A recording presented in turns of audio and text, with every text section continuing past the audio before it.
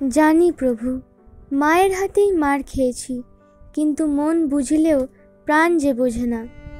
হে প্রেমময় পিতা, তুমি যে একান্ত আত্মসমর্পণ শিক্ষা দিয়েছ, হৃদয়ের জ্বালা তো তাহা করিতে দিতেছে না।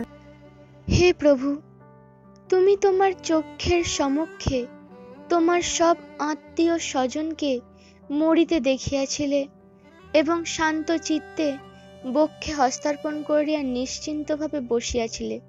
তুমি আমাদিগকে বল দাও, এসো প্রভু, এসো হে আচার্য চূড়ামণি।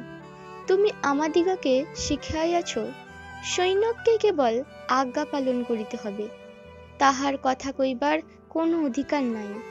এসো প্রভু, এসো হে পার্থ সারথি।